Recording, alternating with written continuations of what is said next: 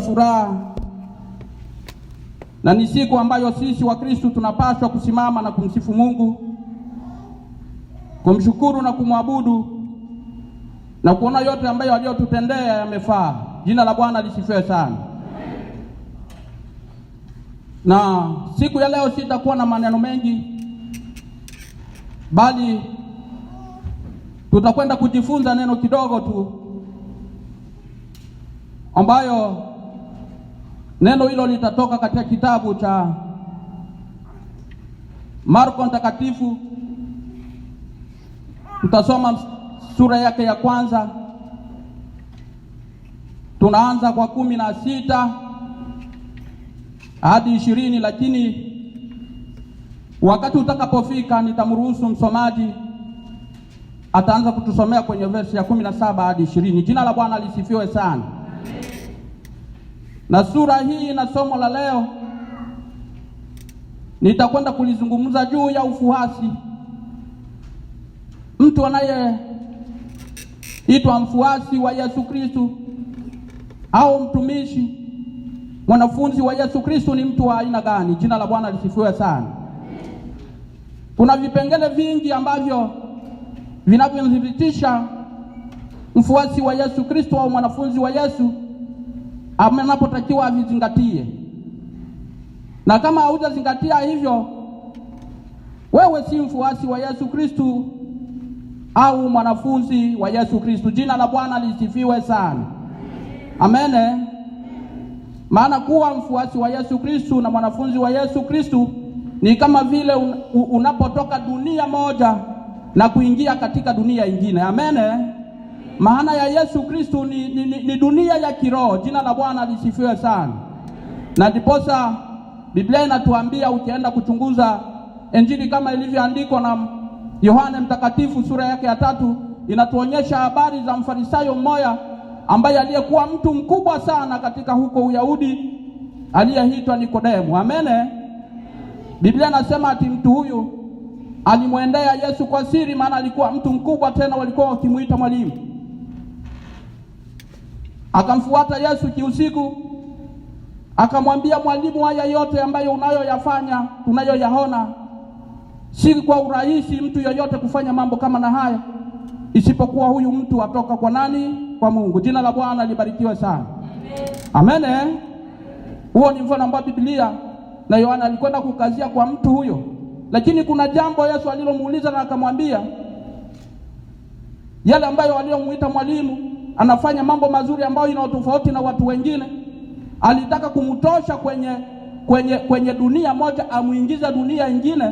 Na ndio maana pale Yesu alimjibu akamwambia Nikodemu, kwa kuingia masuala ya kiroho ni lazima ubatizwe mara ya pili, urudi tumboni mwa mama yako. Jina la Bwana libarikiwe sana. Hiyo Yesu alizungumza akiwa akihongea na Nikodemu. Nikodemu alishangaa Yesu alipomwambia ya kwamba unastahili uzaliwe mara ya pili. Akasema, mimi ni mtu mkubwa sana, amen, wa miaka karibia 70, 80, 60, itakuwaje tena mimi nitoke tena niingizwe katika tumbo la mama yangu? Amen, amen, amen. Hilo ni jambo kubwa kwetu ambalo tunapaswa kujiuliza. Hiyo ilitaka kumtoa Nikodemu atukwe kwenye dunia hii amuingize katika dunia nyingine ya kiroho. Vivyo hivyo hata Yesu alipokuwa akishika safari akielekea Yerusalemu, aliandamana na mfanyabiashara ambao waliokuwa wafanyabiashara. Ukisoma Biblia katika Injili hizi zinakuonyesha hiyo. Wakaanza kuongea na wao juu ya sheria. Wakasema, mwalimu, sisi tumeshika sheria kuanzia hata utotoni, tulifanya matoka yote ya sheria, yale ambayo yaliyopaswa kutendeka tuliyatii, na mpaka hata saa hii tumeyatii. Yesu akanena jambo moja kwao, akamwambia, hayo yote hata na mimi naamini ndani ya roho yako jinsi unavyosema uliyatii yote. Amen. Lakini kuna bakia jambo moja ambalo unastahili ulifanya. Hebu sema fanya. Tamka, sema, fanya. Tamka kwa kinywa chako, fanya. Hiyo ndo maneno Yesu alimwambia ule tajiri. Akamwambia, nenda uuze vitu vyote ulivyo navyo na mali yote ulio nayo, uwagawie maskini. Jina la Bwana lisifiwe. Tajiri alipoona hiyo alisituka. Biblia nasema alisononeka, alihuzunika. Akaona ya kwamba Yesu amemfikisha mahali ambapo asingelimfikisha. Inamaanisha Yesu, ule tajiri aliona masuala Yesu ambayo yanayozungumza kwa ajili ya pesa ilikwenda kuwa kinyume ya maisha yake. Jina la Bwana libarikiwe sana. Biblia nasema alishika safari akaondoka, auze vitu vyote alivyo navyo na mali yake yote, ngamia na kadhalika, awape maskini. Yesu alitaka kumwambia tajiri amtoe katika ulimwengu, dunia mbaya ya tamaa, anasa na dhambi, ampeleke katika dunia yenye furaha. Jina la Bwana lisifiwe sana. Haleluya. Nataka tuongee hii ili tuchukue vipengele vidogo vidogo ambavyo vitakulainisha, vitakusimamisha, ili ujue mwanafunzi wa Yesu, mfuasi wa Yesu ni mtu wa aina gani. Mfuasi wa Yesu ni mtu wa tabia gani? Maana Biblia nasema Yesu hajatenda dhambi. Acha tuombe. Baba, nimekualika, nimeliita jina lako, na ninaamini unakuwa pamoja nasi katika kipindi hiki. Ninakuomba mbele ya yote Mungu, ututangulie, uandamane pamoja nasi, uandamane pamoja na mimi, maana najua mimi si kitu mbele yako, bali mimi ni kitu kwa sababu nimesimama. Mimi ni chombo, lakini mnenaji mkubwa ni wewe. Naomba ninene kwa mapenzi yako, na ndiposa nimesimama niombe nguvu kutoka kwako. Maana Biblia inaniambia na inatuambia ya kwamba neno la Mungu lina nguvu na lina uwezo na lina mamlaka ya kuokoa, ya kukupatia amani, ya kukupatia ushindi, ya kukupatia utajiri, ya kukupatia vyote. Neno la Mungu lina ushindi. Ninaomba haya kwa sababu tukiyatekeleza, Baba yetu, utapata nafasi ya kuwa pamoja nasi na kutuongoza kwa kila njia yoyote nzuri. Asante Mungu. Neno la leo liwe kwetu kama mabadiliko, liwe kwetu kama uponyaji. Maana unajua na unafahamu mahala dunia inapoelekea. Yaliyo mengi katika dunia hii yanaendelea kutendeka kinyume ya mapenzi yako, na ndiposa ninakualika, ninakuomba uendelee kuwa pamoja nasi, uendelee kutembea pamoja nasi, na uendelee kutukumbusha Mungu, ili tuepukane na mabaya. Naomba yote kwa jina la Yesu uliye mwamba na mwokozi wa maisha yetu, na wote tuseme amen. Msomaji, soma Injili kama ilivyoandikwa na Marko mtakatifu, sura ya kwanza na mstari wake wa 17. Tunasoma Marko sura ya kwanza na mstari wa 17. Nasema, Yesu akawaambia, kujeni munifuate, nitawafanya ninyi kuwa wavuvi wa watu. Tuendelee 18. Endelea mpaka 20. 18 nasema, mara moja waliacha mikila yao, ikimaanisha wavu, wakamfuata. 19, alikwenda mbele kidogo, akaona Yakobo mwana wa Zebedayo na Yohana ndugu yake waliokuwa katika chombo vile vile, wakitengeneza mikila yao. 20.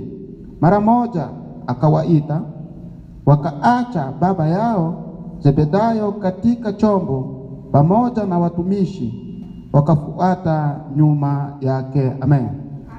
Bwana Yesu asifiwe sana. Biblia inatuambia mfuasi wa Yesu au mwanafunzi wa Yesu ni mtu ambaye anayetakiwa kujifunza, kufundishwa na kukubali. Jina la Bwana libarikiwe sana. Amen. Ukishuka mstari wa 16, hebu soma 16.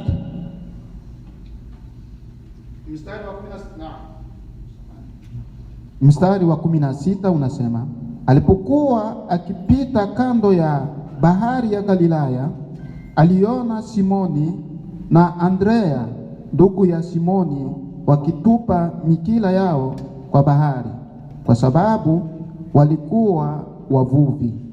Bwana Yesu asifiwe sana. Amen. Biblia inatupea habari ya Petro. Wakati Yesu alipoelekea katika ukingo wa bahari ya Galilaya, akawaona na akamuona Petro na Yohane na Yakobo. Maana hawa watu kazi yao ya awali ilikuwa ni kuvua samaki. Jina la Bwana libarikiwe sana.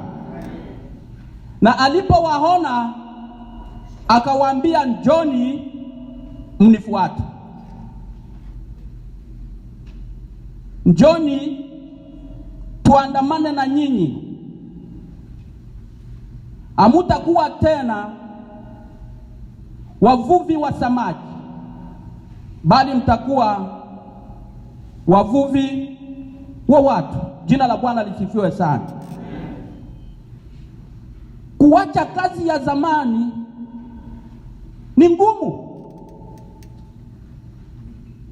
Kuacha kazi ambayo umezoea kwa yale ambayo yanayokuingizia kipato. Jina la Bwana libarikiwe sana.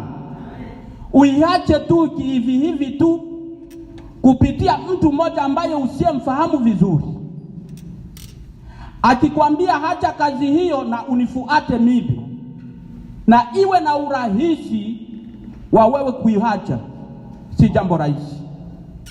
Jina la Bwana libarikiwe sana. Nitatoa mfano kwa nchi yetu ya Kongo, ambayo sahihi ni nchi tajiri sana kihistoria, lakini kimatendo kwa leo inaonekana ni nchi maskini zaidi duniani. Jina la Bwana lisifiwe sana. Maana wananchi wa nchi hiyo sahihi wanaendelea kujulikana ni mafukara. Maana tukienda kwenye hesabu ya milioni ya watu ambao wanaoishi katika nchi ya Kongo sahihi, imekadiriwa wanaendelea kufikia watu milioni 100. Jina la Bwana libarikiwe. Lakini tukienda kufanya assessment, yani tufanye recensement ya wafanyakazi ambao wanaolipwa na serikali kimshahara na kurizika, ndugu yangu, hawezi kufika hata 1%. Jina la Bwana libarikiwe. Wale ambao wanaoishi katika nchi hiyo, wanaoona ya kwamba wao wana maisha mazuri, nitakwambia inaanza kwa wale ambao wanaoitwa mawaziri, wabunge na wale mapedeje. Jina la Bwana libarikiwe. Hao ndio watu wanaofaidika na ile nchi. Lakini hawa wengine ambao ni walimu, ambao ni watu wa chini chini wa makazi mengine ya kawaida, nikitathmini mshahara wao sahihi huenda ni $30 30 kwa mwezi. Jina la Bwana libarikiwe zaidi, tofauti na nchi zingine. Na huyo mtu anapopata hiyo kazi,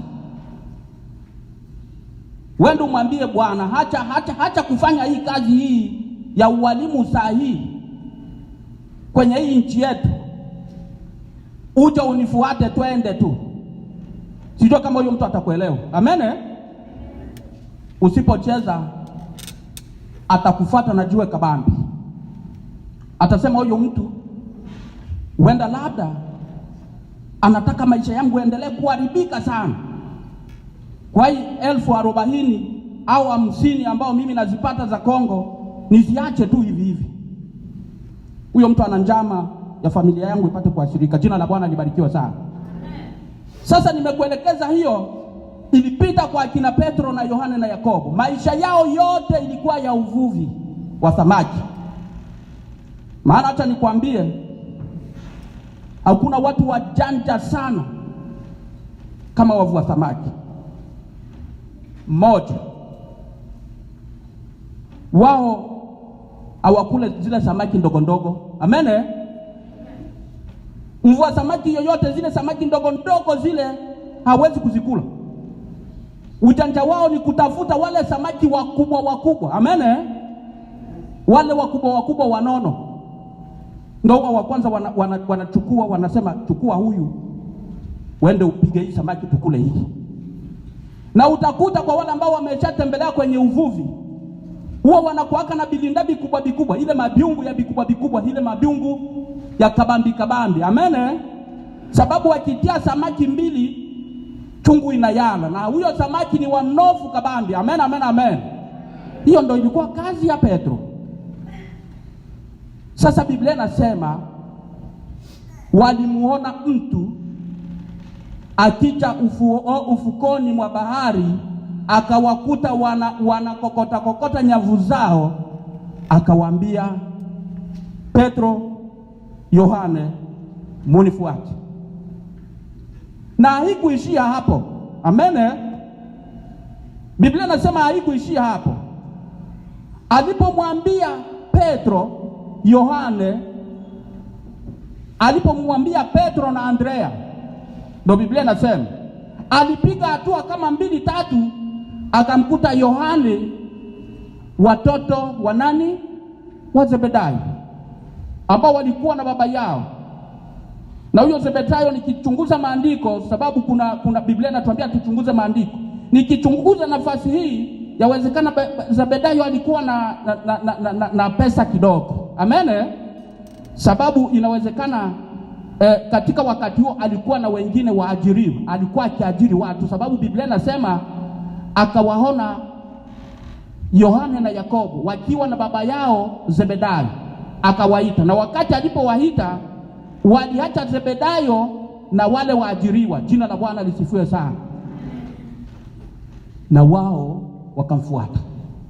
Haleluya. Utoke katika dunia ya kawaida ya dhambi na uingizwe kwenye dunia yenye utarisi umilele katika Yesu Kristo. Jina la Bwana libarikiwe sana. Hii inakupa mfano wa kuacha kazi zote mbovu ambazo hazitakufanya kitu katika maisha hii ya leo, bali maisha yetu inaomba siku moja tukae na Yesu, tukikula na yeye, tukimsifu, tukiwa sote pamoja. Jina la Bwana libarikiwe sana. Maana ile maisha ya uvuvi wa akina Petro, Biblia inaonyesha kimwili ilikuwa kazi ya isiyofaa, ilikuwa kazi ya kuwaelekeza pabaya. Jina la Bwana lisifiwe sana. Nataka nikwambie siku ya leo, kama una kazi ambayo umezingatia sana na unaona itakuingizia kipato kisichokuwa cha maana, achana na hiyo, uendelee kumfuata Yesu Kristo. Amen. Jina la Bwana lisifiwe sana. Jambo la pili ni utiifu. Hebu soma Luka sura yake ya 5:4.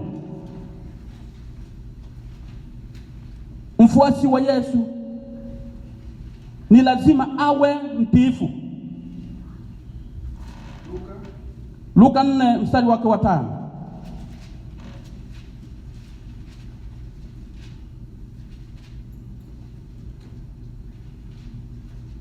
Tunasoma Tunasoma Luka 4 mstari wa 3. Biblia inasema, Shetani akawaambia, kama wewe ni mwana wa Mungu, uliambie jiwe hili liwe mkate. Sura ya 4 inasema, Yesu akamjibu akisema, limeandikwa, mtu hataishi kwa mkate tu, ila kwa kila neno la Mungu. 5. Shetani akampandisha juu. Unasoma Luka 5 mstari wa 4. Luka 5 mstari wa 4. Ndiyo. Samani, Luka 5 mstari wa 4 nasema, alipokwisha kusema akawaambia Simoni, mwende sasa kilindini mukashushe mikila yenu kwa uvuvi. 5. Simoni akajibu akawaambia, Bwana, tumefanya kazi kwa nguvu usiku kucha, wala hatukupata kitu, lakini kwa neno lako nitashusha mikila. 6. Achia hapo mtumishi wa Mungu. Jina la Bwana lisifiwe sana. Amen. Unaona watu wengine wanakuanga na ubishi. Amen. Amen. Anapoambiwa kitu ni lazima abishe hata mpaka achukue mambo mengine, awaze mambo mengine na aseme maneno mengine ambayo isiyokuwa ya maana. Amen. Biblia nasema ati Yesu alipowaambia, chukueni nyavu zenu, nendeni kilindini mkavue samaki. Na yawezekana akina Petro na Yakobo walikesha, wakakuja mikono mitupu. Hiyo ni kweli. Na Yesu alipowaambia ya kwamba chukueni tena nyavu, nendeni kilindini mkashushe mkavue samaki, Petro ana maneno kwenye mstari wa 5 ambao umesema, alimjibu, Bwana, tumekesha tumefanya hivi, lakini kwa sababu umesema tutaenda. Biblia inamalizia, walipoenda walishusha nyavu wakavua samaki wengi. Amen. Mpendwa, hapo pana neno la utii. Kitu kubwa sana, walimtii Yesu, walitii sauti ya Yesu walipoambiwa fanyeni hiki. Nimetaka kukuambia neno lina nguvu, neno lina uwezo, na neno lina mamlaka ukilitii. Na ninataka kukazia ya kwamba, mpendwa ulihepo mahali hapa, unayenifuata na kunisikiliza, ni vyema utii sauti ya Mungu. Ukitii sauti ya Mungu katika maisha yako, utafanikisha. Ukitii sauti ya Yesu,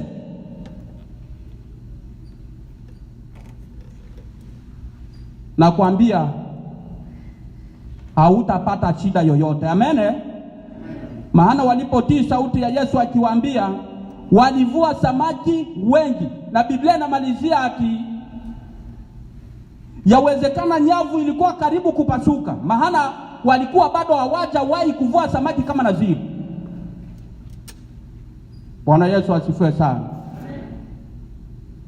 Hebu ujue kama kuna baraka zingine ambazo zinaletwa bila wewe kujua zimetoka wapi. Na kuna baraka za aina mbili.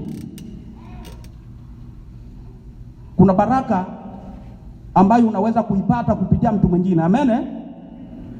Ukiandamana na ule mtu unapata baraka. Na kuna baraka nyingine ambayo inatoka kwa Mungu peke yake. Ndio watu wengine wale wanasema huyo bwana yuko na nyota ya pesa. Amen. Huyu bwana yuko hivi, ile uende umetoka kwa Mungu. Na kuna nyingine inakwambia, ndugu Ramadhani, kupata kwako neema ama kupata kwako pesa utamuona Idi. Amen. Na utakapoandamana na Idi, unasitukia kesho na kesho yake unakuwa tajiri. Jina la Bwana lisifiwe sana. Hii ilifanyika kwa nani? Kwa Petro. Walipomtii Yesu, waliposikia sauti ya Yesu, walipata baraka kubwa kwa kuvua hizo samaki. Amen. Bwana Yesu asifiwe sana. Tusikie sauti ya Mungu, tusikie sauti ya Yesu, tumwamini Roho Mtakatifu, tutashinda katika dunia hii. Objektifu ya Yesu kuja hapa duniani, acha niwaambie, hajadili na mambo ya kimwili sana, sababu aliona mambo ya kimwili yatapita, lakini ya roho hayatapita kamwe. Amen. Bwana Yesu asifiwe sana. Hebu mtumishi wa Mungu nisomee Luka 14:27.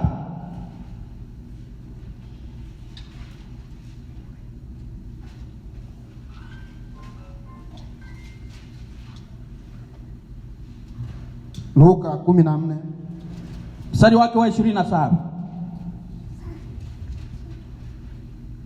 Tunasoma Luka 14 mstari wa 27.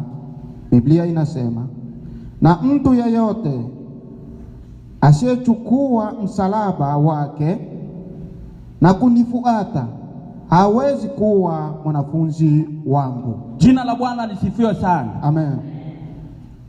Biblia nasema kumfuata Yesu ni kwanza ujikane mwenyewe. Amen. Amen. Kujikana mwenyewe kunatuambia mambo mengi sana. Kujikana mwenyewe ni kuepukana na tamaa za ulimwengu huu.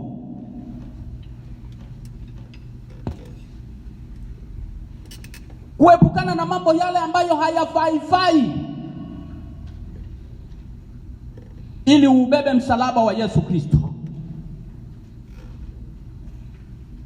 Najua tamaa ya leo inawafanya watu wamuasi Mungu. Amen. Tamaa za leo zinamuona yani ile kutajataja Yesu mara hivi mara kile, wengi wanaona ni kama vile upuuzi. Akose kwenda kufanya biashara yake juu ya kupoteza masaa mawili kwenda Sunday kanisani, anaona ni upuuzi mtupu. Amen. Lakini Biblia inakwambia ujikane kwanza mwenyewe, kwa hali yote ile uyaone ni upuuzi, hayafai, ili uje uchukue msalaba wa Yesu Kristo. Unajua Biblia hii iliandikwa kwa uwezo wa Roho Mtakatifu,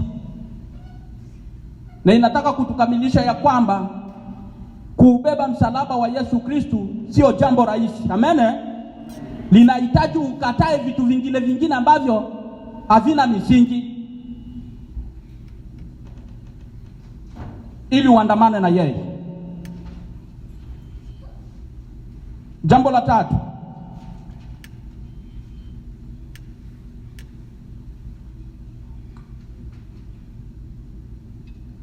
hebu naomba unisomee Injili kama ilivyoandikwa na Mathayo na Yohane Mtakatifu sura yake ya 4.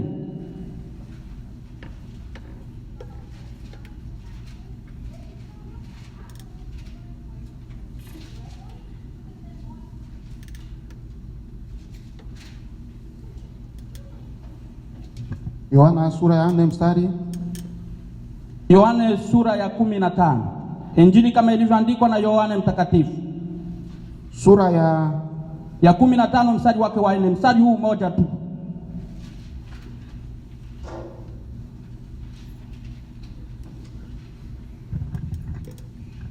Tunasoma Yohana sura ya 15 mstari wa 4.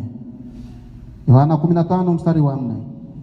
Nasema, kaeni ndani yangu na mimi ndani yenu. Sawa sawa tawi lisivyoweza kuzaa matunda peke yake, kama alikukaa ndani ya mzabibu, hivi hamuwezi musipokaa ndani yangu. Amen. Bwana Yesu asifiwe sana. Amen. Amen. Biblia inasema katika mstari huu wa 4 ya kwamba ni vyema kuzaa nini? Matunda. Na haya matunda Yesu aliyaongea kwa kusema kuna mti. Amen. Na kuna yale nini wanaita nini? Ile miti mingine inaenda pembeni hivi. Matawi. Matawi hayawezi kutoa matunda na kama hayambatani na mti. Amen. Na huo mti hauwezi kutoa matunda kama hauna mizizi ya kuingia ndani kwenye rutuba nzuri. Jina la Bwana libarikiwe. Na hii inatuambia ati Wakristo wengi wanapojiita Wakristo, tunapojiita Wakristo, asilimia kubwa sana tunalitaja jina la Yesu kwa muda wowote tu, na tunaona ni kawaida kulitaja jina la Yesu Kristo, lakini ndani mwetu hatuzai matunda. Amen. Ukisoma Yesu wakati alipokuwa akienda Yerusalemu, akishuka Yerusalemu, aliona mti aliposikia njaa, akauangalia, akatuma watu ili watafute matunda, na walipotazama wakaona, wakamwambia, mwalimu, mti huu hauna matunda. Aliufanya nini? Aliulaani, akasema, mti usiozaa matunda ulaaniwe kama na mti ule ambao umesimama pale, hauzai. Na mtu Mkristo ni mtu mwenye kuzaa matunda. Jina la Bwana lisifiwe sana. Na haya matunda katika kiroho ni matunda mengi sana ambayo Biblia inataja. Tunda la Roho, upendo. Tunda la Roho, uvumilivu. Tunda la Roho ni matunda mengi. Jina la Bwana libarikiwe sana, ambao Yesu aliyataja. Na haya yanatakiwa kwa Mkristo mkamilifu azae matunda, azalishe watu kwa mwenendo wake, kwa ulimi wake, kwa kusema, kwa kutembea, ili awe mfano bora. Jina la Bwana lisifiwe sana. Hayo yote ni matunda ambayo ukienda kusoma katika barua ya Paulo mtume kwa Galatia sura yake ya 5, ukianza pale ukishuka, utaona tunda la Roho ni uvumilivu, upendo usiokuwa na kiasi, mambo mengi ambayo wameyataja juu ya matunda. Jina la Bwana libarikiwe sana. Ni vyema ndugu mpendwa Mkristo ujiulize ndani ya moyo wako, je, mimi ninamzalia Mungu matunda? Nanzalishia Yesu matunda? Kuna njia nyingi za kuzalisha matunda, hata kuokoa watu, kutembelea watu, ukiwahubiri neno la Mungu. Hayo yote ni mchango mkubwa sana kwa mtu kuwa mfuasi wa Yesu. Jina la Bwana libarikiwe sana. Amen. Haleluya. Tuzalishe matunda, tuwe watu wenye sifa nzuri, tuwe watu wenye kuwa na tabia nzuri, tuwe watu ambao tuna uhusiano na watu wengine wasiokuwa wa dini yako na wa dini yako na dini nyingine. Jina la Bwana libarikiwe sana. Tuwapende hata maadui zetu, wale ambao sisi hatulali bila kuongea na wao, kuwasengenya. Biblia nasema tuwapende hawa watu, tuwazalishieni matunda mazuri. Jina la Bwana lisifiwe sana. Haleluya. Mstari wangu wa mwisho na nafasi yangu ya mwisho, nataka usome hiyo Injili ya Yohana 13 kwa 35.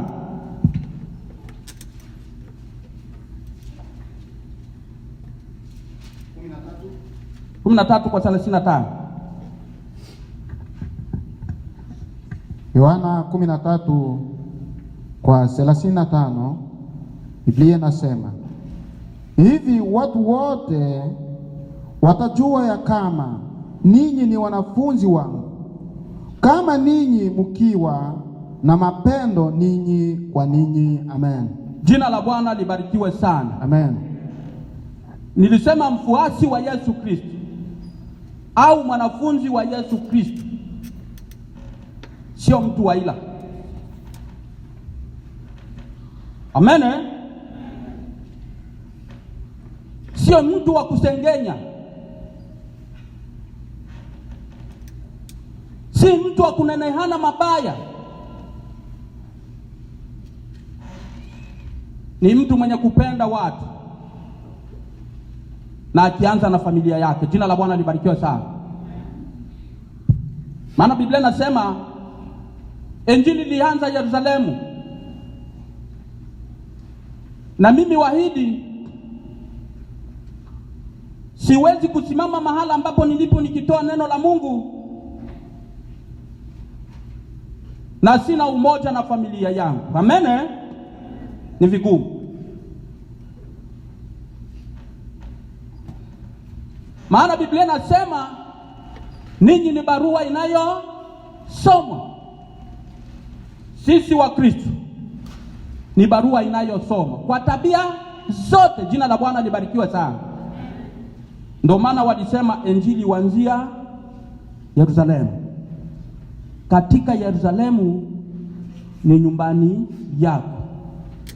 Yaani mfuasi wa Yesu Kristo cha kwanza apende familia yake.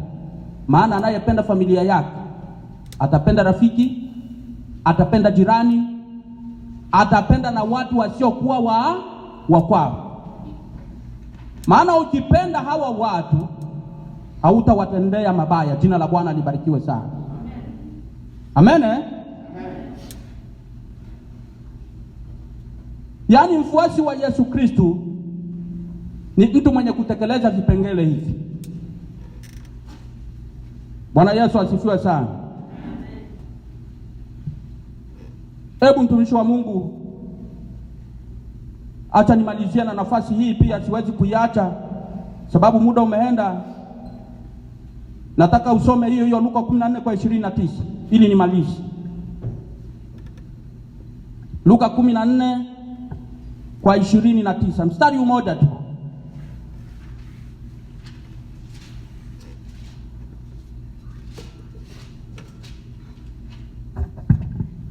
Luka 14:29. Biblia inasema, Luka 14 mstari wa 29, Biblia inasema, au ikiwa amekwisha kuweka misingi hawezi kumaliza, na watu wote wanaoangalia wanaanza kumdhihaki. Amen. Amen. Umesema Luka 14:29. Luka 14 mstari wa 29.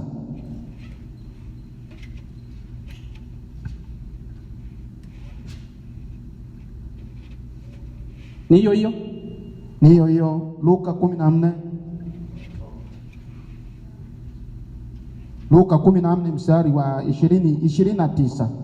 Inasema hivi, au ikiwa amekwisha kuweka misingi hawezi kumaliza, na watu wote wanaoangalia wanaanza kumdhihaki. Hiyo ndio Luka 14:29. Biblia inataka kutuambia mfuasi wa Yesu, jina la Bwana libarikiwe sana, ni mtu ambaye uweka kiini ya Mungu ndani ya moyo wake. Jina la Bwana lisifiwe sana. Yaani kitu ya kwanza ukishakuwa na kiini acha niseme hivi. Yaani kiini ni ile kitu ambayo unachokiweka ndani ya moyo wako, ukiona hii kitu ni kitu ya umuhimu sana. Jina la Bwana libarikiwe sana. Yaani kiini ya kwanza ni kumweka Mungu ndani ya roho yako. Jina la Bwana lisifiwe sana. Amen. Na ndo haya yote ambayo tumesema kuwapenda watu, kutenda matendo mazuri, kutenda mambo mengine, na mengine ambayo yamebakia ni ya kumwomba Mungu, kwa sababu sisi ni wanadamu. Amen. Jina la Bwana libarikiwe sana. Pale unapoona umeshindwa, ni vyema usimame umwombe Mungu. Pale unapoona aseni pagumu, hebu henda mahali pasiri, ukae na umwombe Mungu, na Mungu atakupa msaada mkubwa sana. Jina la Bwana libarikiwe sana. Ndio pale Biblia inasema munaposhindwa munihite mimi, nitawasaidia. Hebu naomba tusimame. Mama kuja, mama pita mbele, tupate nafasi ya kuomba kwa ajili yako. Karibu. Naomba mtusaidie wimbo kidogo. Mtusaidie wimbo kidogo.